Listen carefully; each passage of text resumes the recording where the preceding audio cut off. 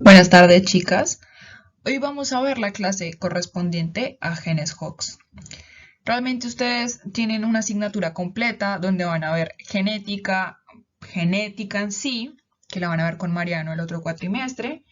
Em, pero en este momento yo les voy a hablar de un grupo de genes que hace parte de la genética del desarrollo, ¿sí?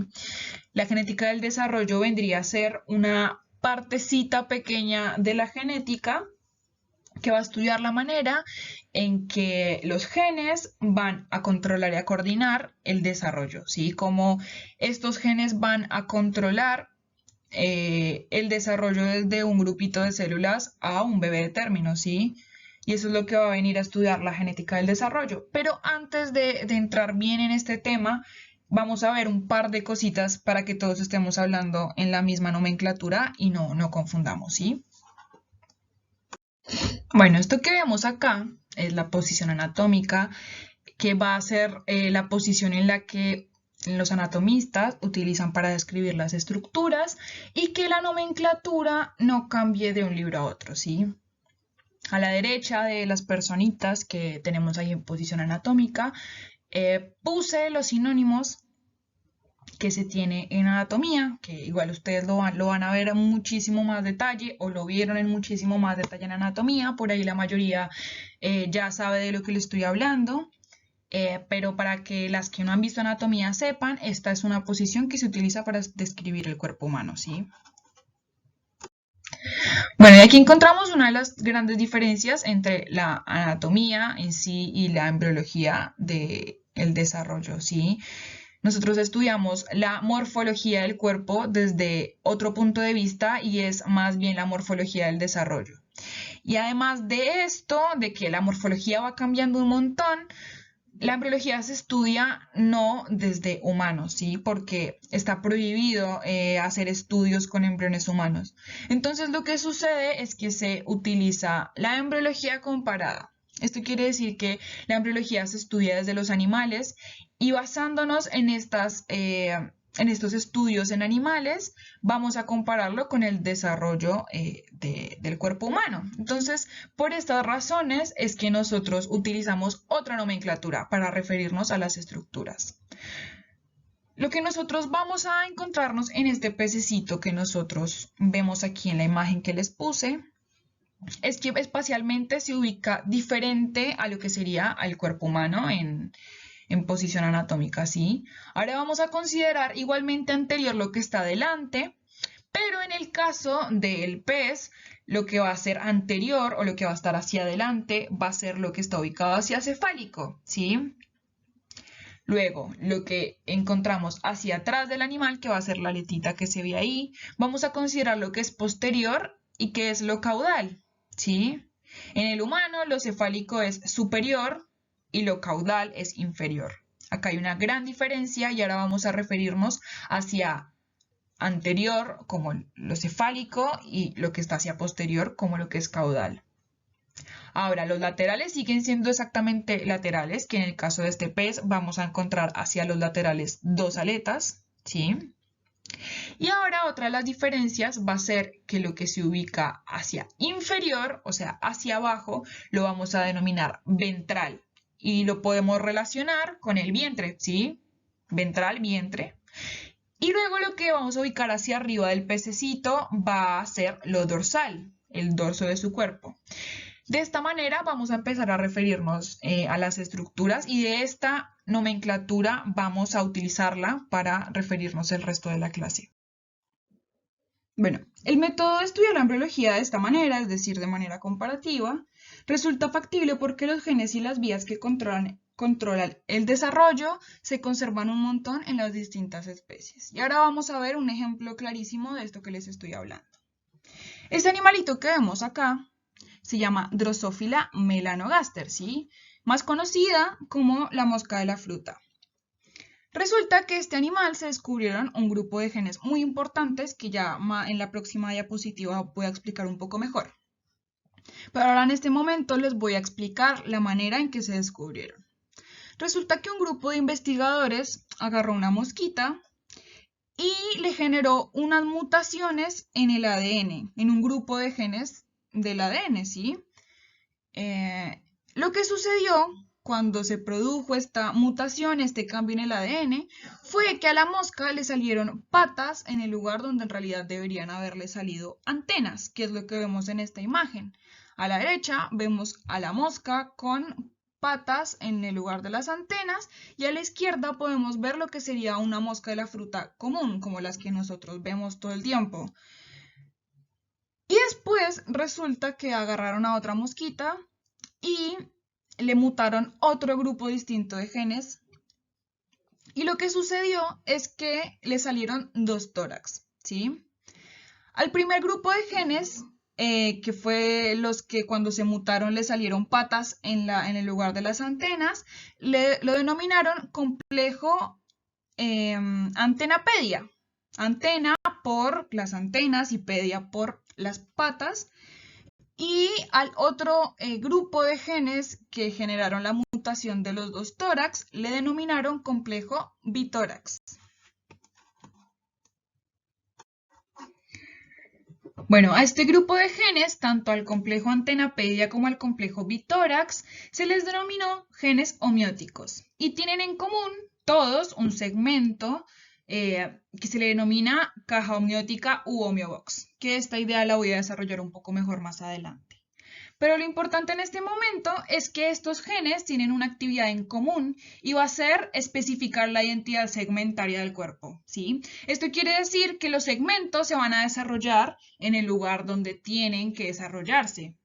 Por ejemplo, en el caso de la drosófila que veníamos hablando anteriormente de este experimento, se dieron cuenta que la actividad de estos genes va a hacer que crezcan las antenas en el lugar donde tienen que crecer las antenas y que no crezcan patas como sucedió al momento de hacer esta mutación en el ADN. Entonces, esto sucede también en mamíferos más complejos, o sea, en mamíferos realmente. Solo que en los mamíferos estas secuencias se duplican y van a originar los genes Hox, ¿sí? Que tienen exactamente la misma actividad que los genes homeóticos de la drosófila, solo que es un poco más complejo. Y lo que van a hacer es que en el cuerpo se ubiquen las cosas donde tengan que ubicarse y que no se desarrollen en un lugar incorrecto. Y esto es algo que sucede en muchísimas especies, ¿sí? Por esto podemos decir que los genes Hox son genes que están conservados en la filogenia. Y esto es porque en muchas especies de distinto desarrollo evolutivo utilizan los mismos genes para dar esta identidad segmentaria. Bueno, acá en la parte izquierda de esta diapositiva tenemos un poco lo que veníamos hablando anteriormente. En la parte de arriba tenemos el complejo génico homeótico de la drosófila y en la parte de abajo tenemos las copias de los genes Hox representados de esta manera, ¿sí? Ahora, lo que quiero llegar con esto, porque más adelante les voy a explicar bien las características de los genes Hox en el humano, a lo que quiero llegar con esto es que todos estos genes tienen en común una cosa, y es la caja homeótica, que era lo que también hablábamos en la diapositiva anterior. Esta caja homeótica es simplemente un segmento de ADN que tienen estos genes, que está compuesto por 180 nucleótidos, ¿sí? Estos 180 nucleótidos van a codificar a 60 aminoácidos que van a ser parte de la proteína final que codifican estos genes. Y esto nos lleva a otra de las características muy importantes de los genes Hox, y es la presencia de un homeodominio en la proteína resultante, ¿sí?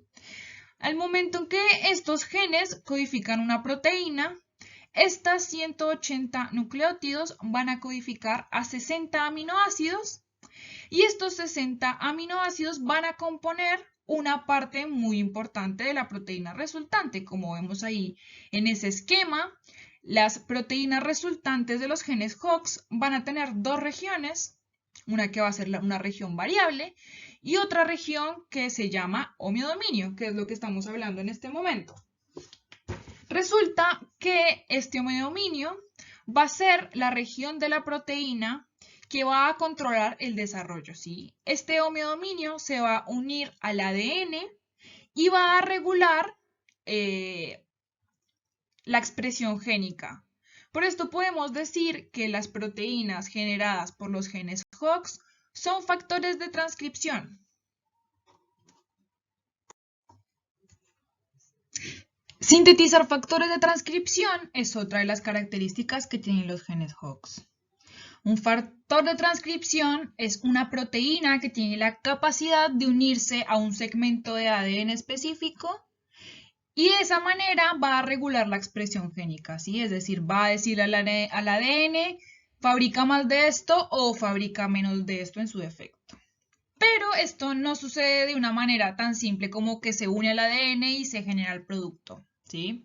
Sino que estos factores de transcripción tienen la característica de regular la expresión en forma de cascada regulatoria. Como podemos ver en el gráfico que tenemos en esta diapositiva, está bien representada lo que sería una cascada regulatoria, ¿sí? En la parte de arriba tenemos un fragmento de ADN que va a codificar a la proteína A. Esta proteína A es un factor de transcripción que se va a unir a otro segmento del ADN, en este caso representado como S1, y eso va a hacer que ese segmento de ADN codifique para la proteína B, que es otro factor de transcripción. Y esta proteína B se va a unir a otro segmento del ADN y va a hacer que se codifique la proteína C. Y la proteína C se va a unir a otro segmento del ADN y en este caso va a causar que se inactive esta producción génica, ¿sí? Esto es lo que sería la cascada regulatoria. Otra de las características muy importantes de los genes Hox va a ser que dan identidad segmentaria al eje antero-posterior, ¿sí? Esto quiere decir que va a organizar cómo se van a ir desarrollando las estructuras alrededor de este eje. En la parte de arriba de la imagen vemos cómo los genes homeóticos se expresan en la mosquita, en la drosófila, y en la parte de abajo cómo van a ir expresándose a lo largo del eje antero-posterior, pero en el caso del ser humano, ¿sí? Y estos genes lo que van a hacer es que las estructuras a lo largo del eje antero-posterior se ubiquen de una manera específica, ¿sí? Es decir, que los genes Hox, por ejemplo, van a ser los que nos van a ayudar a diferenciar una vértebra cervical de una vértebra torácica, ¿sí? Para las que no vieron anatomía, nosotros en las vértebras hay muchas diferencias en cuanto a las vértebras que se encuentran a nivel cervical, a nivel lumbar y a nivel torácico, ¿sí? Y esas diferencias al momento del desarrollo van a estar dadas por los genes Hox. Bueno, para continuar con la idea que veníamos hablando, este cuadrito nos va a ayudar a cerrar la idea un poco mejor, ¿sí? En lo que serían las filas tenemos los genes Hox y en lo que tendremos en las columnas son las regiones de la columna vertebral, ¿sí? Si nos detenemos a observar la columna de las vértebras cervicales, vemos que en comparación con la columna donde está la expresión de los genes Hox de las vértebras lumbares al momento del desarrollo, son muy diferentes los genes que se van a expresar. Y esto lo podemos evidenciar anatómicamente en el adulto, notando que una vértebra cervical es súper distinta a una vértebra lumbar.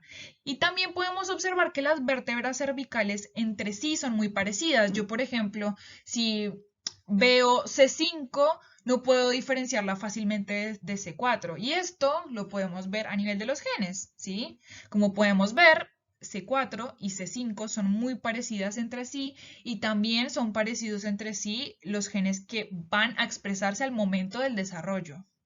Y esto es dar identidad al eje antero-posterior, ¿sí? Porque esto lo que hace es que los genes se vayan expresando de acuerdo al lugar donde se vaya desarrollando. Se van a expresar ciertos genes en la parte cervical, ciertos genes en la parte torácica, ciertos genes en la parte lumbar. Para resumir un poco lo que estábamos hablando, Estos 5 puntos que les marqué en esta diapositiva son los 5 puntos más importantes y son el eje central para entender bien lo que serían los genes Hox, ¿sí? En primer lugar, que son genes que están conservados en la filogenia, que era lo que hablábamos en un principio, que son genes que se encuentran en muchísimas especies de diferentes niveles evolutivos, es decir, desde una mosca hasta un humano, tenemos este tipo de genes, entonces por eso son conservados en la filogenia. Ahora, segundo punto, iba a ser que estos genes contienen un homeobox o una caja homeótica, que era esta porción del gen que iban a tener en común estos genes y que iban a codificar a homeodominios o dominio homeótico, que es esa parte de la proteína que iba a ser un factor de transcripción que va a caracterizarla como una proteína que se codificó de un gen Hox. Después que ya tocamos este tema, que son los factores de transcripción, las proteínas que se sintetizan a partir de los genes Hox son factores de transcripción, es decir, son proteínas que se unen al ADN y van a regular la expresión génica. Y por último tenemos que los genes Hox van a dar identidad segmentaria al eje antero-posterior. Bueno, ahora vamos a ver las características de los genes Hox en el humano y la manera en cómo los vamos a denominar y cómo los vamos a agrupar, ¿sí? En el humano, los genes Hox son en total 39 y están ubicados en 4 familias génicas, que las denominamos Hox A, Hox B, Hox C y Hox D. Y cada una de estas familias génicas va a tener 13 genes, ¿sí? En algunas hay ausentes alguno que otro gen, esto es normal, como por ejemplo en la familia Hox A tenemos ausencia en el gen 8 y en el gen 12. O en la familia Hox B tampoco está la presencia del gen 10, del gen 12 ni del gen 11, ¿sí? Esto es absolutamente normal. Ahora, estos genes van a estar ubicados en 4 cromosomas en el ser humano, ¿sí? En el cromosoma 7, 17, 12 y 2. Y otra característica que tienen los genes Hox va a ser la colinealidad, ¿sí? Tanto temporal como espacial. Y esto lo que significa es que los genes que están ubicados más hacia el extremo 3 se van a expresar antes que los genes que están ubicados cercanos al extremo 5, ¿sí? Y lo que hace referencia a la colinealidad espacial es que los genes que están ubicados más cerca hacia el extremo 3 se van a expresar en un lugar anterior a los genes que están ubicados hacia el extremo 5.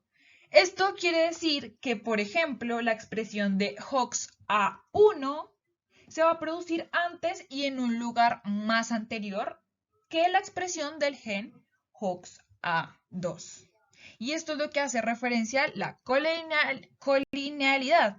Igual esto no es tan importante como lo que venía nombrando anteriormente, ¿sí? Lo que es la colinealidad es algo más un detallito de color, no es algo tan importante. Y listo, chicas, eso es todo por la clase de genes Hox. Espero que haya sido útil para poder entender bien este tema. Para que sepan, utilicé como bibliografía el libro Carson de embriología. También utilicé el Lachman y el Journal de genética, ¿sí? Espero que el viernes puedan despejar todas sus dudas. Muchas gracias.